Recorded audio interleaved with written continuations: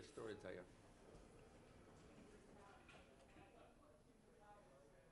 Good afternoon, everybody. I'd like to invite You mind? 2 days ago. Mike here. 3 days ago. Musical chairs. Hi, Mike. How are you? Thank you.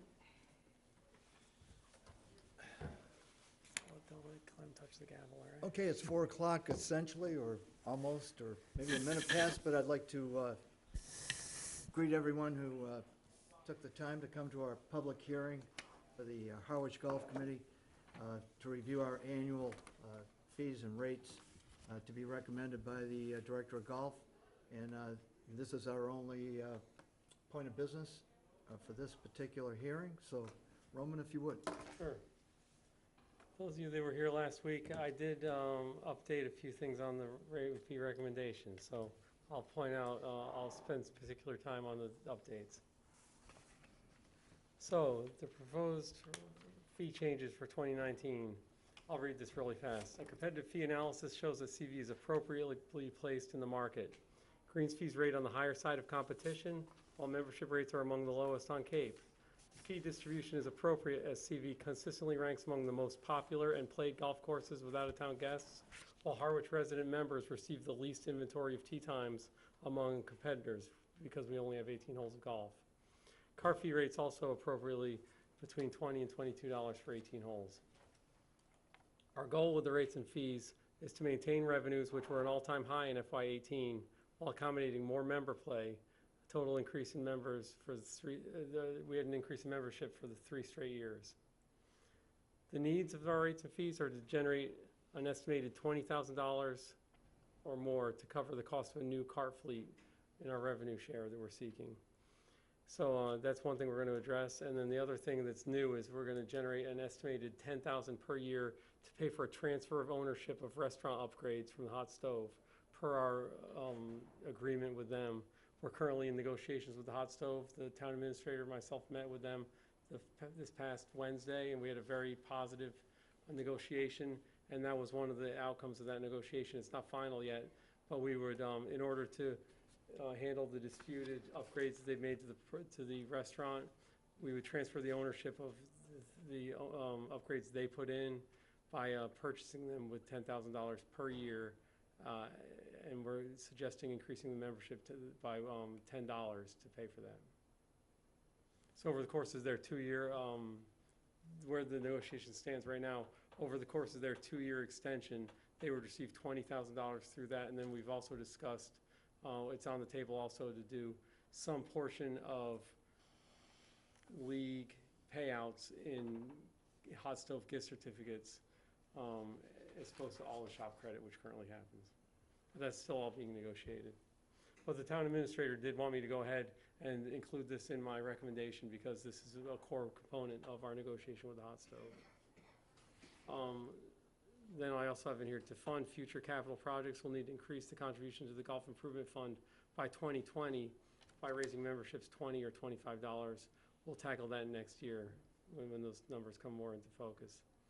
Forecasted funds raised for the Golf Infrastructure Fund have been achieved to this point. The Infrastructure Fund is on pace to raise $97,000 per year, funding the capital project in full and creating a surplus in the account beginning in approximately FY26. So here's what the fees would look like. Currently, what I'm recommending is we raise all cart fees by $1. That would take the 18-hole cart from $21 to $22, the 9-hole cart from $11 to $12, the member cart for 18 holes from $19 to $20, and the 9-hole member cart from $10 to $11. So all cart fees $1. There are a few time and date changes for fees. We wanted to create a weekday greens fee for 3 weeks in September where we feel like we've been undercharging. So it would be a weekday fee September 3rd through 26th of $60. That's up from $44. And then we wanted to look at something that just made a lot of sense, moving twilight in October to 2 o'clock, where it currently stands at 3:30. Doesn't make a whole lot of sense. And then the junior twilight fee of $15 that we've been having good success with, we wanted to apply that to the underutilized back nine play also and call it junior early back nine for $15 as well. And you'll see at the bottom, increase all adult membership categories by $10. Roman, in the young adult memberships, you had some comments there about Yep, slate. all right, I'll get to that. Let me Okay, switch sorry. over to that. One thing I wanted to cover too here, just quickly, because I know there was a lot of talk of Chatham. I did look up after the discussion we had last, I don't know if you sent anything out, Clem, but after last week's discussion, it turns out Chatham is reciprocating. So this is from the top of their membership page. Resident memberships for taxpayers or residents of Chatham and Harwich only for the seaside links. So when that question came up at our last meeting, Chatham is still recognizing a deal that happened before my time, but as part of that reciprocation. Okay, so, yeah, let me get to the right page, Clem, for your question here. Basically, so what we did for categories of membership, we wanted to move the young adult membership to beginning at an earlier age. It currently was 22 through 30 years of age, and we really found that was inappropriate because young adults that were age 19 and 20 were purchasing a $150 junior membership and being frustrated at the lack of access they received for that. So it didn't really make sense to have a junior membership that included ages 19, 20, and 21. So we are deciding this year to recommend capping our junior membership as ages 7 through 18 and beginning the young adult membership at age 19 through 30. That way, a 19-year-old young adult has full membership privileges. And that's some of the frustration we've had is the people in that 19 through 21 year age have purchased the $150 membership and then they've been frustrated by their lack of access because the $150 junior membership is limited in access. Yeah, I think that's a great idea, and coincidentally, Mike invited me over to the collegiate championship that was held at Captain's over Sunday and Monday, and I saw a Cranberry Valley tag on one of the players' bags. So I just introduced myself and I said, hey, how was your membership experience? And he said, I was kind of disappointed to exactly that point. He said I was frustrated because he worked 2 jobs and the only time he could get tea times was at 4 o'clock in the afternoon. So he really didn't get to use it. That age group would prefer to be full members, and Yep. I think our young adult rate was based on them giving a discount to them but allowing them full access. Okay. So I skipped a few slides here. Let me just see if there's anything particular to go over. I just have a copy of our rate sheet here that would show the changes that I already mentioned. And then I did skip over the comparison quickly, which shows what I'm recommending, which would be a Harwich resident membership of $800. Where it compares regionally, it'd still be the second least expensive. The other golf courses listed here, it's mostly the 2018 rates that I've put on here because they're all in the same process we're currently at. But I think Barnesville is going to 1070. As I mentioned last week, they're crossing the $1,000 mark. We'd be the second least expensive compared to Dennis, or one up from Dennis. As far as non-resident rates, very appropriately placed. Young adult rates, are once again very appropriately placed. And our new cart rate would be, in comparison here, it'd be the highest for 18 holes. But that being said, most of our competition does exactly what we do and goes up in cart rates every year or 2. So I wouldn't be shocked if they're all up in the 21 to 22 range as well. It's 150. Roman, Yep. how many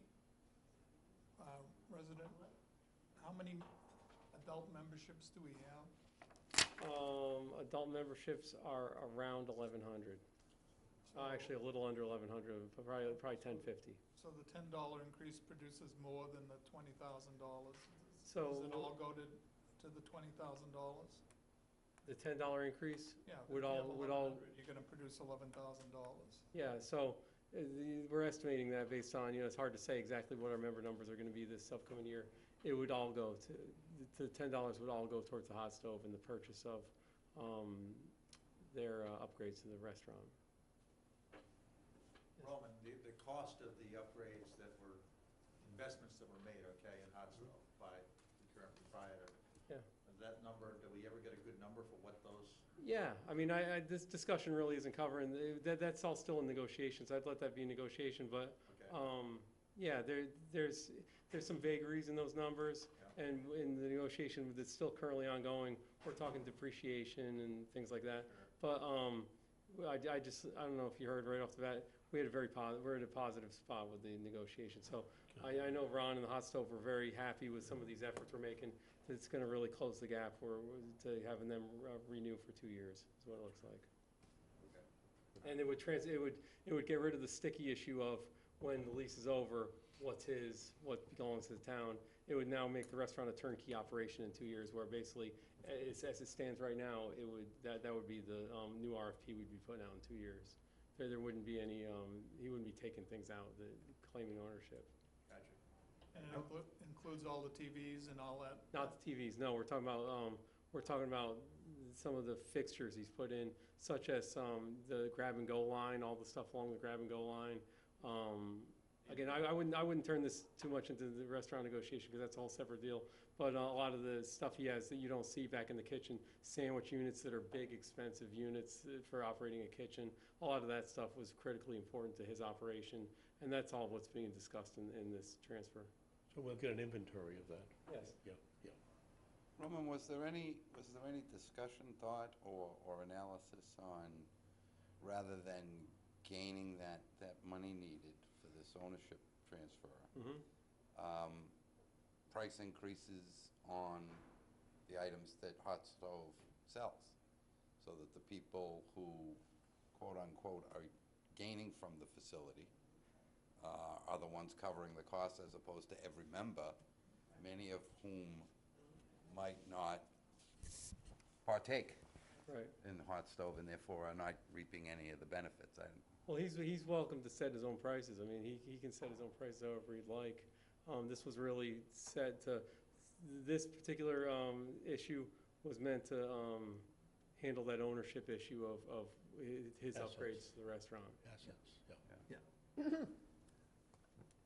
In the spirit of the public hearing, and you are the public,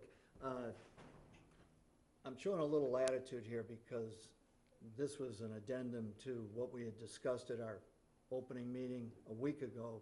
And if the committee's satisfied as far as the understanding of what Roman has presented, I'd like to move to public comment if I could.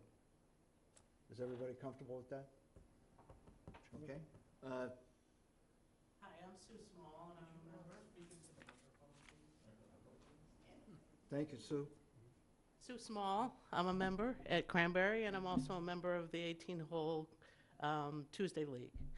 And one of the questions that a lot of the ladies have is about the gin fee, and the fact that a gin number is normally charged by gin $29.95, but yet Cranberry requires a $45 fee.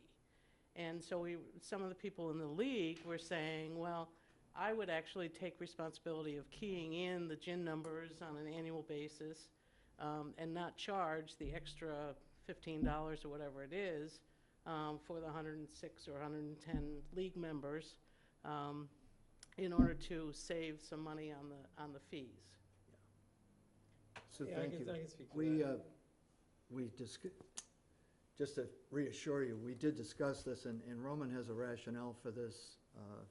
That When we you can first came share. up with the fee, I know that one of the issues discussed was about the Ladies League requiring the membership. I know we've discussed that with the Ladies League as far as requiring or not requiring a membership. But as far as the actual cost of the, when we first designed the cost structure for the gin, there's a cost related to administering it, and part of that is the administering the league. The extra money in there is what we use to pay for the supplies, the computer, the time to administer it, the card stock for scorecards. There's a cost related to administering the leagues and administering the handicap system.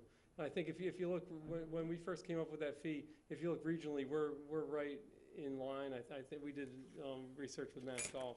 We're right in line with what's charged regionally with that. There is generally accepted a cost to operate the system. Okay, well, maybe then you could say something different, and it's not just gin, and maybe you put a disclaimer with the gin number that says plus costs of league maintenance or league, supplies or something like that, because people really are questioning, it's only $29.95, why is it $45 if we do Okay. it through Cranberry? Yeah, there's, I mean, I think most items do have an upcharge though for the cost that it takes to provide a service. I don't think, we could easily do that. But nobody, there's not a golf course anywhere that's charging $29.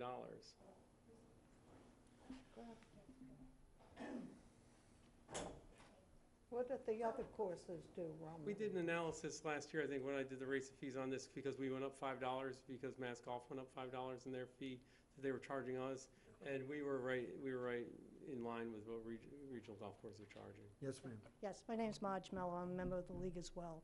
So one of the concerns I've heard from our ladies in our league is that the ladies' league, to be a member, we are required to have the gin administered through the golf course. And I think we're okay with that. The concern that many of the ladies have voiced is that the same is not true for the men's league. Right. So can you help us understand Can. if that's going to change now that, I know that they administer their own tournaments. Yes. I'm not sure if that's going to continue, but it seems that there's a disparity between what you're charging the women's league and not charging the men's league. I can speak to that, Mark, sure. Well, we've discussed this, and it is awkward that the leagues have different responsibilities. Currently, we accept the full responsibilities with the ladies' league of kind of start to finish, of taking the sign-ups and administering the event start to finish. I think it was when the decision was made when Connie was running the Ladies Association, that first year that we ran the ladies' leagues for them, or were involved in the ladies' leagues, we did not have the mandatory Cranberry Valley membership with gin, and it was sloppy. We couldn't keep an accurate list, so every time we'd post results, we'd have to repost results on Wednesday, repost them on Thursday, because people kept coming and saying, that's not my handicap. Cards were never dotted correctly, so we spoke with the Ladies Association after the season and said, this is one thing we'd recommend tuning up. To speak to the men's side, they do all of the sign-up side of it, so that they create the tee sheet. They take all of they do Golf Genius on the whole front end of it, where Bob Plinus takes all the sign-ups, he does all the collection of gin handicaps and everything, and inputs it all into the program immediately and generates the tee sheet. So he goes above and beyond what we were offering to do. We told him that for what they were hoping to do, and again, Jack was involved in this discussion as well, what they were hoping to do with the tournament was to have more hands in it, where if people wanted to request playing early, they wanted to accommodate requests. We told them we'd have to do it much simpler, where we just take the sign-ups, generate the tee sheet by clicking the button to randomize on the software, and doing it very quickly that way. They choose to do more work, though. They choose to do more input with the handicaps. So when on Saturday morning they provide us with the tee sheet with all the handicaps already entered in, and it's a matter of us hitting print. So So is that going to continue next year? Because I've heard that Bob is not going to continue running tournaments. I haven't heard that, but No, if that is going to continue next year. It is. so, what I There's suggest. two different policies then, one for the women's league because the golf course is administering our tournaments, and one for the men's league because they're going to be independent of that. They take over the entire sign-up, so because they do the gin research and they do the gin input, we don't require it through them, because they have a member of their association that wants to chase down the handicaps every week and do the input. But obviously, if there was ever a situation where the Ladies Association would like to do the same, we would have it absolutely equal.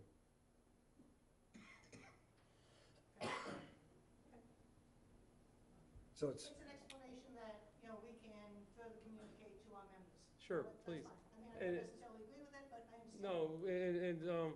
No, as I mentioned last week, there's no firm and fast, you must keep a handicap with us. That really came out in discussions with the Ladies Association, that they thought that was the best answer, because it was really hard to administer the league with gathering Florida handicaps and South Carolina handicaps. It wasn't working very cleanly. I understand, yeah. I love those issues, so yeah, I understand where you're coming from. Okay. thanks for the comments. Mr. Fernandez, Yes. any comments? No. Okay. With no other discussion, I'd like to adjourn the public hearing and open our special meeting of the Harwich Golf Committee to consider the rates and fees as proposed by the director. So I need a motion to start the discussion, and then, so moved? Moved. Moved, Tom? Moved. And second? Second. Okay. Okay, discussion on the rates and fees is proposed. I have one comment. Yep. I personally think that, I know what you're doing with the restaurant, adding the $10 to the membership fee. To me, if you're gonna take the time to add to the membership fee, it should be a minimum of $20 or $25.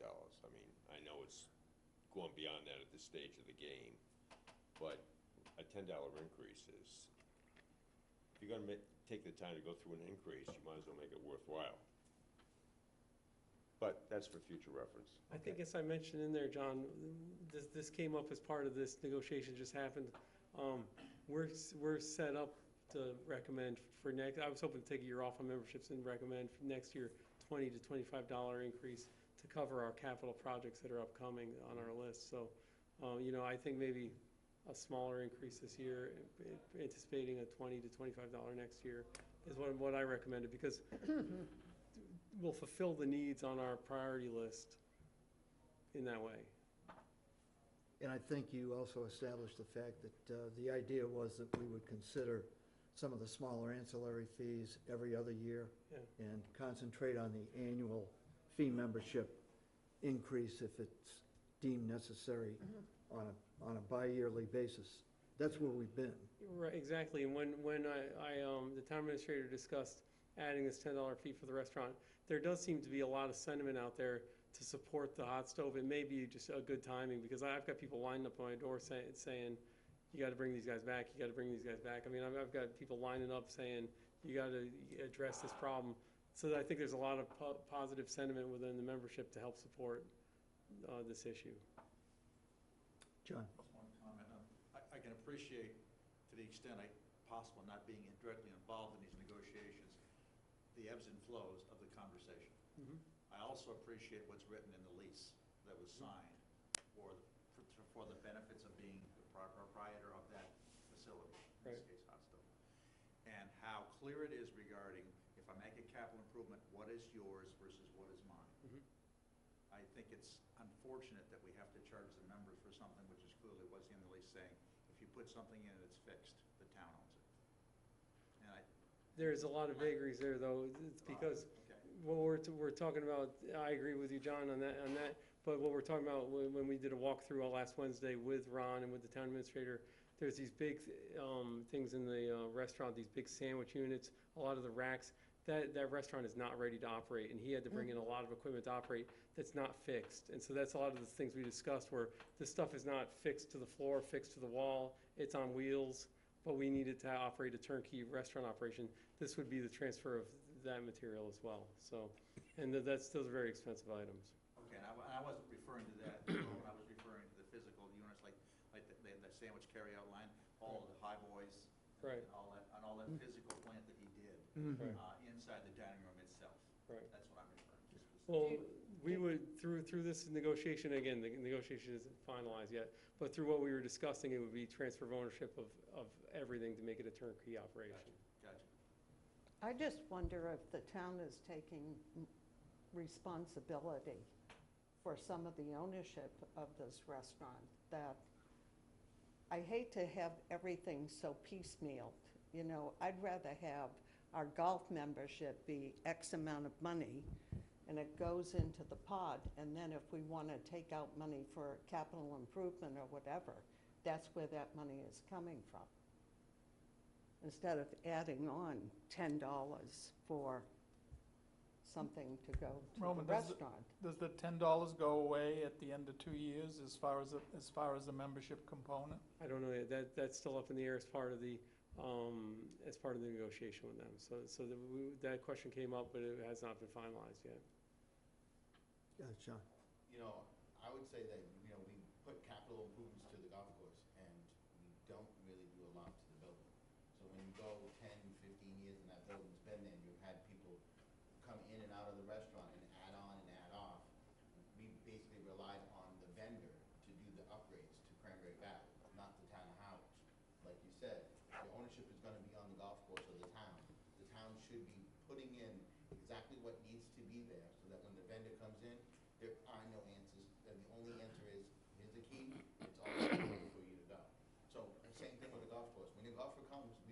them to say, well, you don't have this, you don't have this. You know, we want to give them the amenities to do the job or play and enjoy a good round of golf. To me, that's the same thing with the restaurant. You want to be able to run that restaurant, whoever's in there, doesn't matter whoever goes in there, that they have everything they need to do it. Now, if something comes up or something breaks, that's a different situation. But I've been here since the beginning when there was nothing in that building to where it is now. And what we should have been doing all along is making upgrades as we went, and we haven't done that to that building. Tom? Yeah, you know, and we've lived it, so that's it. The restaurant's been rather choppy over the years. And Ron came in and made it quite stable.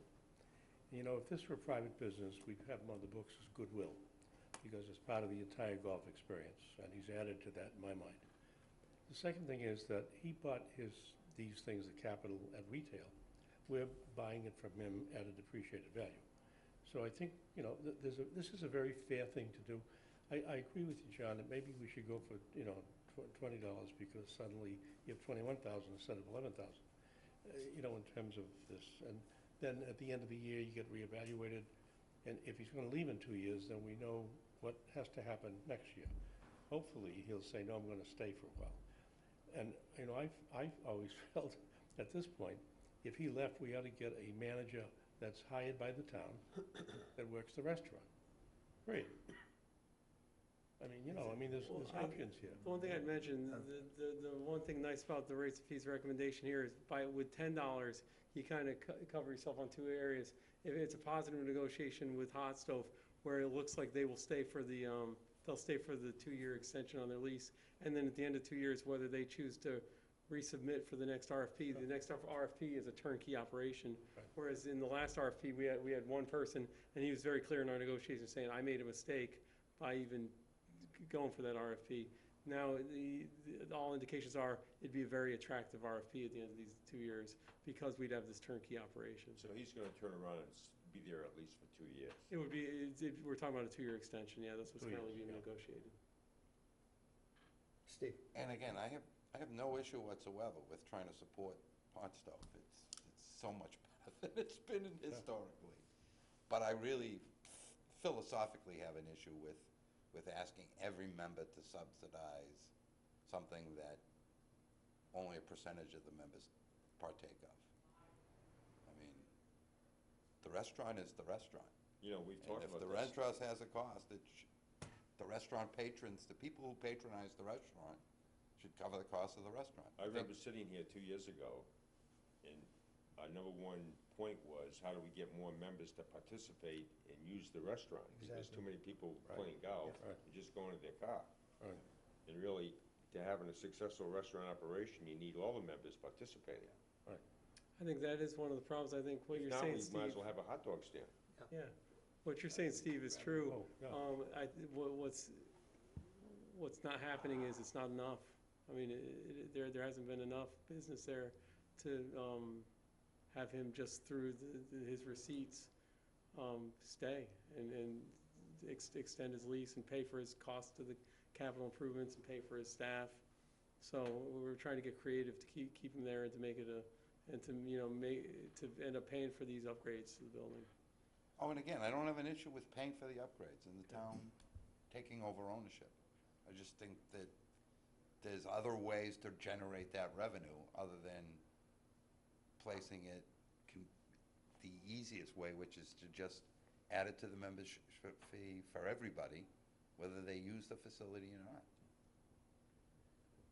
Tom? But actually, what we're doing now is purchasing the assets that are in there at a depreciated cost, because in 2 years, we can expect he would leave, and therefore, we would have a full-fledged kitchen that is updated, that I think, and then the whole negotiation of that would be different. You know what I mean? But we came out of a very tough period. There were several different vendors over the years that he has done a great job there. It's all part of the golf experience here, you know? So. And I think in terms of the big picture, it's short money in a 2-year window. With all the other things that we've got going on, I think it would be important to keep ourselves in a kind of stable mode, because what we're not recognizing is that the restaurant helps to facilitate and expand our footprint as far as the paying public's concerned too. And the people that come in and buy a greens fee and a cart and have the restaurant experience, that's been a very positive thing. And if we lost revenue on that end because the restaurant was a negative, I think we'd be back to where we were 4 or 5 years ago. I think you're right. Yeah. You know, Right. as a thought, so. Anyone else? Okay, we're gonna vote. Move the question? Yeah. The committee will be voting to recommend the fees as proposed by the Director of Golf in entirety. All in favor? Aye. All opposed?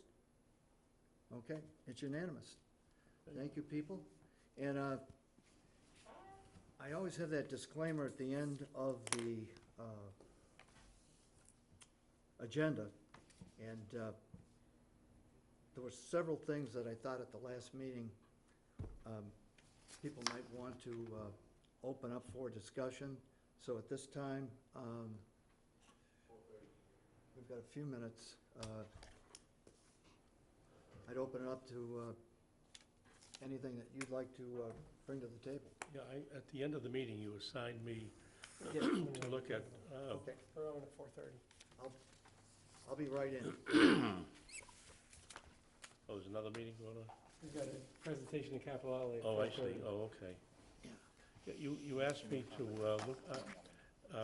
look into the, Right. PowerPoint? Jimmy Marceline, who apparently was very active in setting up Cranberry Valley, and he's a man, I got his obituary here, and I talked to his daughter extensively, and I thought that it would be, I'd like to throw his hat into the ring about when we named the cart barn. Right. He was a very, very strong supporter of all the things that the town did, but he also is very active in the municipal organizations such as Cranberry Valley Golf Course. And he's a veteran of World War II to boot. And it would be consistent, we named the driving range after Charlie Mooney, World War II vet.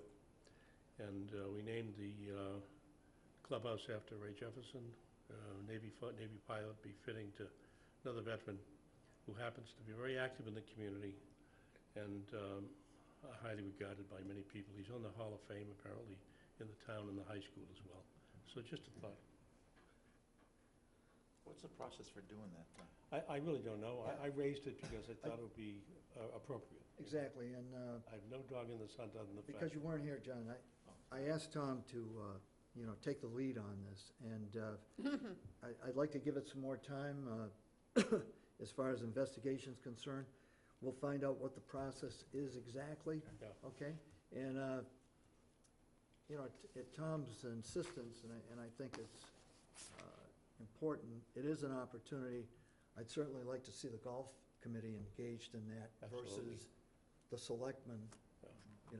because technically it is a town building, et cetera, but You know, another thought on that too is it gets very dangerous sometimes to name buildings after, for a person. Because there might be a few people that really think that name should go on the building, but maybe a better idea would be to come up with like a big plaque that we could put in the Cranberry Valley Clubhouse with all the people that have really, like the person you're talking about, or even Roy Jefferson, or whatever the case may be, and to recognize them that way in terms of, they've made major contributions to Sure. Cranberry Valley. But whatever, I really Yeah, have no dog exactly. in this hunt. That other way than you the don't fact get into the political There is a discussion plaque of, for Ray, naming buildings and, there is a plaque for Ray Jefferson. there out is, there. Yeah. Ray. but I mean like a plaque where you could list all the names of the people that are, And you could add them, you could add, so Well, if that's- people wouldn't, if somebody gets off the list, it isn't on the list and they're upset, well, they make a good cause at the committee, we add them to the Exactly. plaque. exactly. Whatever the committee wants to do, I just thought it would be I think it's something we appropriate. should talk about. But- you know, We'll come up with something that's appropriate. And but it is interesting, to John's point, I talked to a couple of people that maybe they're not connected to the Marceline family, but they had some very opinionated points of view on, people that were also involved at the time. Yeah. You know, so, Whatever, I don't want to be controversial, I just The thought nice it was thing- a nice thing. He was a Cape Verdean guy, and the culture, you know, the very strong intertwined culture here. And, you know, I'll make this part of the record here, you can put this part of our record, that's Thanks, his Tom. obit, and that's the evidence, so. But I like your idea, John, about a Hall of Fame. It's appropriate. Yeah, or you could just, you know. Yeah. add well, the nice to it. thing is, we're not, So, we don't have to do this immediately. No. And we just- can, I would just we can wanna- air it out. I'll find out what the process is in terms of, you know, what the procedures are, John, exactly, okay? Come back to what Jack had mentioned before. Jack, is that plaque you're talking about, is that for Ray, or is that Just just Ray. a list? No, that's right. Is that the one with his Ray. picture on it? Right. Yeah, Okay, Yeah. okay, got right it. by the gin machine. Yeah. Okay, gotcha. Then there's one Gotcha. for Charlie Mooney there too, with all of his decorations from Okay. World War II. All right. Relative to last night, can we move on? Relative to last night's selectmen's meeting, Jack was there, and you can amplify on any points that I have to make, but I thought generally we had a nice response from the selectmen. They asked some pointed questions. Julie Kavanaugh, who's the chairperson, is evidence of the fact that they went through all the documentation that I sent them in advance. She referenced the MGA Junior Championships that we'll hold in 2019 and 20. Mass golf. Mass Golf. I touched on, in my comments about completion of the cart barn, that we were 95% there, and tried to reference the fact that it's not just the cart barn. And I roughly touched on all the other aspects of the project, including the solar. But Larry Ballantyne said, by the way, you didn't speak much about the solar. So that opened the door to the town administrator apprising the selectmen of where we are because of the Eversource Yeah, good. See. issue. And if anything, we did it kind of tongue-in-cheek, but I suggested to the audience, if anybody knew anybody at Eversource, help us out. And that's when he responded by saying, well, we're in a period of negotiation. Roman, as a point of information, Roman Greer today, in a meeting with the town administrator, I don't know if Bob Caffarelli was there, but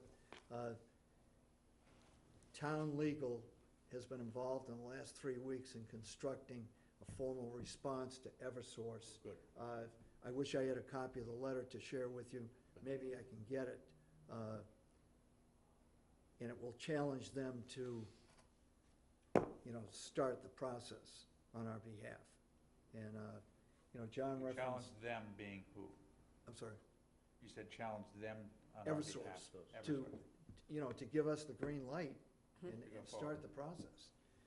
In the interim, Roman just shared that as a Plan B, because we had talked about this in committee Yamaha. a year ago, bringing the existing electric from where we are at the three-phase point.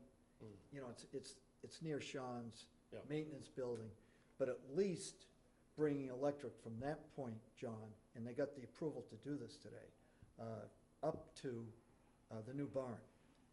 Lay the conduit, put the lines in, so that at least we can get a permit for occupancy of the building. The lights are on, Yeah. the electric overhead doors will be connected, et cetera. Still insufficient, though, to cover a fleet of Insufficient, yes, battery-powered. exactly. Okay. And that's the conundrum. Okay. And all those other contingencies, the cart lease, you know, and most importantly, as far as I'm concerned, the RFP for engaging a company to install solar Right. on the roof. Right. So it's Tom, the complicated. concern I have is he seems to be single-threading this through everything. He doesn't want to do it, he wants to do things one step at a time. I mean, you've got the landscaping, you've got the repaving of the parking lot, you've got a number of other things that seem like they could go on independent of the electrical. But Jack, the way he's got Roman operating is, it's the electrical, then whatever, I don't know which is next after the electrical, but there's no multitasking in this in this project. I agree. I mean, our whole idea, I think, I from the think you're get-go, You're gonna be struggling to get it ready by next May. I don't see how you can do it. well, it is, it's been frustrating. You know, when To say the when it comes to least. the John? electrical, I get a kick out of it. Here we have Sacotucket, we got the fire station going up, we got the cot barn. Now, you think there'd be some type of leveraging of the three projects or something to get Eversource to jump on our bandwagon a little bit. Exactly, Back, exactly. back to Jack's point from before, because I concur with you exactly, Jack. I've been away for almost, 3 weeks now, and I came back and I went up to the course yesterday, and I said, I just wonder what's been done. Zero, Zero. nothing. I walked around back to see the ramp that's coming up, and I said, well, they must have finished that. Yeah. Maybe they put a railing in. Nothing. I'm sitting there thinking, what's going on? Well, I'm not sure, yeah, I get concerned about how this is being managed myself. Well, you know, when this whole thing started, we said we want a clerk of the works here. That was, no, we're gonna run it through town. And there was 2 speeds, slow and stop. And here we are. So, Well, I think the public, excuse based me, if I on, could, the- you know, the other, excuse me, I don't mean, but I forget things easily. It seems to me that, you know, Eversource is a utility, right? Utilities are governed by the government, right? And we have representatives and that work in the State House. I don't know if anybody's using them to knock on Eversource's door and say, get this thing done now. I mean, that's the way you get things done in Massachusetts. I absolutely agree. Our next meeting is November 13th, and I asked Roman, I think the logical question, what's the timetable going forward? And he said, well, I really can't say, but to the point you made, John, I'd like to think that the town administrator said, well, we'd like a reply in 10 days. I mean, how long is it gonna take? Because November will fast become December, and then you're into the winter. And, you know, that presents a whole other set of problems. Well, I think the way that we should be looking at it as a golf committee would be from the back end forward now, because our back end drop dead date would be, hopefully would have this thing in place by April 1st or May 1st, whatever we decide. And what do we have to do to get that thing done by April 1st? And that should be our priority, to push Well, it. Right. let's, if everybody's comfortable with this, I think that, let's make this a topic, you know, for the agenda at that November meeting. I thought you would talk to Sarah Peak too. I talked to her directly, as a matter of fact, that was a month and a half ago. But she and Julian Sear, I think, would be very receptive, you know, to what we're doing. She was extremely interested, especially because, you know, the building was one thing, but when I mentioned the magic word solar, she was very engaged. And I've got her personal card, and she said to contact her at any time. I think Chris Clark deserves, you know, his moment in time, but the point is, if we're stonewalled again, what do we have to lose? Yeah, I mean, didn't Roman say that the request to Eversource went in last December? Yes. I mean, you're talking. Jack, the Yes. paperwork went in December. Yeah, but the letter just went today. But the letter is in response to, and this goes back to about a month and a half ago. The town administrator, according to Roman, and he can clarify this at the next meeting, or you can engage him independently, but the town tentatively had a deal with Eversource, and they backed away from whatever that negotiation was. I don't know what the circumstances were, but I know that they walked away. He expressed that last night. It wasn't in a very, It wasn't very clear. it wasn't very clear, but he alluded to the fact that they backed away from whatever they had agreed to. So, you know, I just, you know, time is of the essence, kind of cliched, but,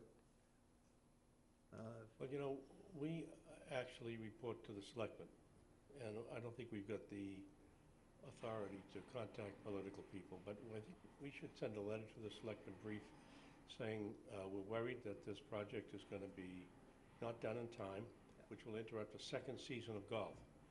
So we'd like to have you schedule the senator and representative to come to this meeting when Roman's here and lay it out for them. That would be, I mean, and then given what the lawyer has said, but I think we've got to do something to point out that somebody should be doing something about this politically, in Because, my mind.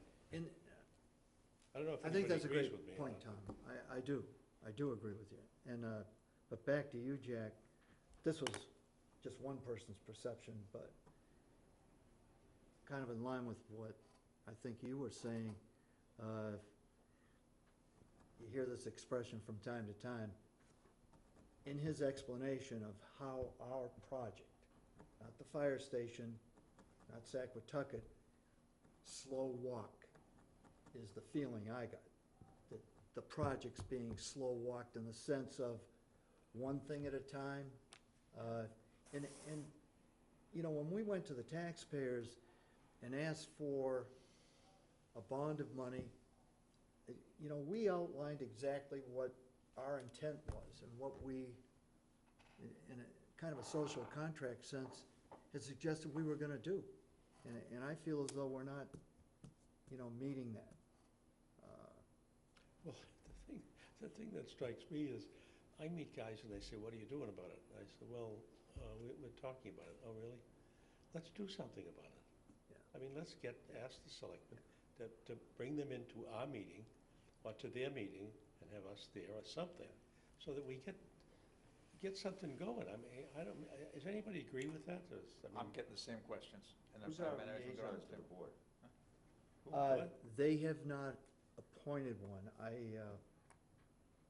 I've asked the question, and I just didn't have time to follow up on it, John, but I think in the mix of things, it's important, since the letter's gone from the attorney for the town,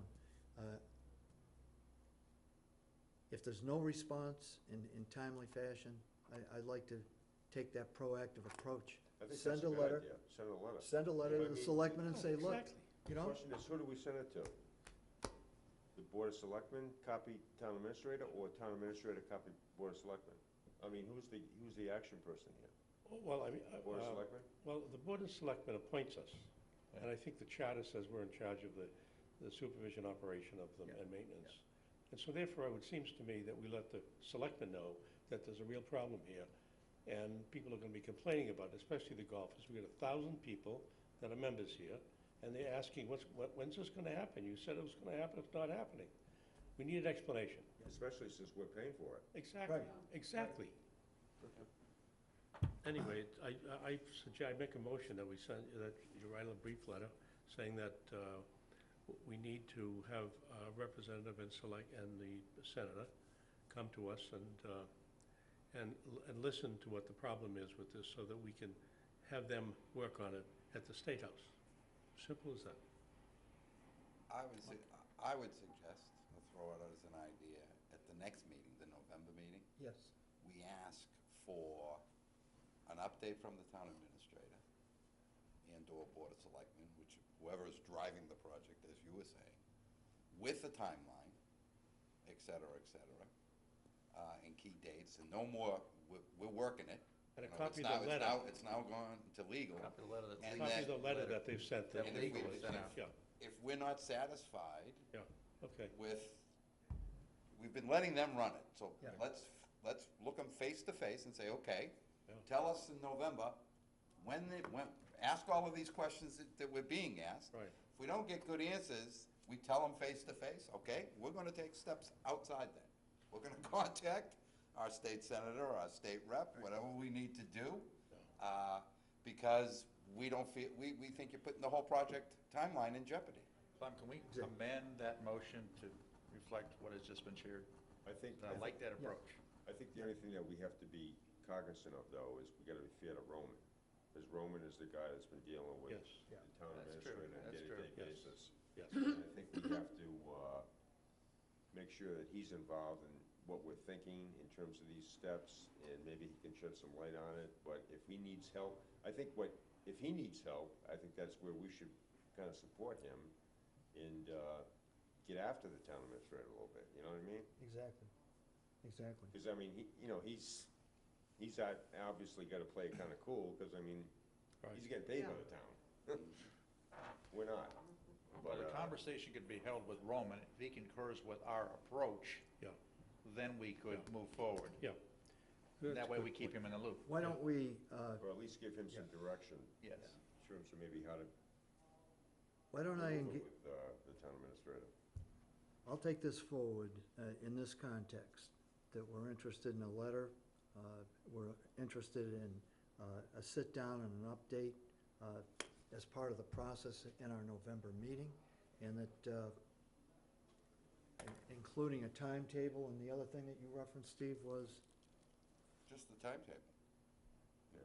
You know, a true update other than okay, it's being worked. yeah. Right. And, oh, no, It's the other shifted from thing Department A to was, Department B.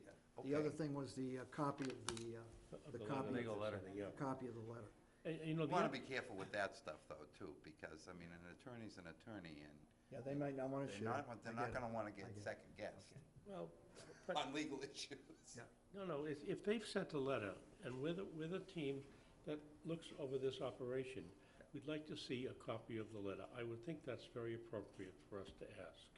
The other thing is, this is the end of phase one. I mean, phase two is the whole electrical thing that's now being held up, right? Right, Including solar. Yeah. right. That may go to May or June because of the complexity of it. And, So we're in a bind here. and the nuances, Tom, of that situation include the fact that we have gas-operated carts now. And The the lease is demolition- yeah. expiring. The- I think the bigger issue is what is the role of this committee? I mean, to be frank, I mean, Well, I mean, I'm new, and so maybe you should But it's all a- tell me to shut up and go away, but no. they seem to be wanting to run this thing on their own. I mean, they're doing the negotiations with Hot Stove, and all of a sudden, we come back to the next meeting, and the rates that we had agreed to when we had the last full meeting on rates are different than they were, and we're expected to review them and deal with them ad hoc immediately because of the negotiations that are being done. They're negotiating with Eversource, which is key to the project. They're not sharing the letter with us. They're not giving us a timeline. I mean, if we're not gonna help run those key things for the golf course, so be it. Well, But yeah. Steve, under the charter, it says that the golf committee is responsible for the supervision and maintenance, supervision of the operation and maintenance of Cranberry Valley. This is a function of the operation and maintenance, what we're doing. And we have members, and the members are saying, well, where is this?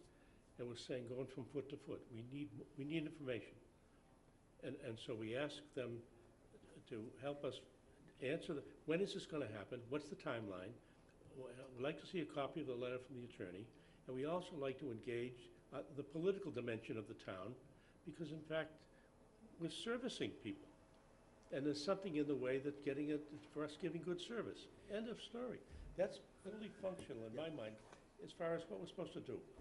But understand, Tom, we're not responsible for the oversight of the day-to-day operations of this golf course. No, I understand We're that. No, I understand, we're not. No, that's up to the town administrator. Right, that's correct. Yeah, but people are saying, well, when are you gonna have this done? And we have no answers, you know what I mean? Well, look, here's, You can send me home if you like, right? here's what you can expect. I'll dialogue with Roman. I will outline this overture. I will emphasize the fact that we will be in anticipation of having this as a point of discussion agenda. on our agenda Yeah. on the 13th. Okay? Good. Good. Thank you. And I'll be good. Any other business? If not, I'd entertain a motion to adjourn. So made. All in favor? Aye. Aye. Thank you. I got to run into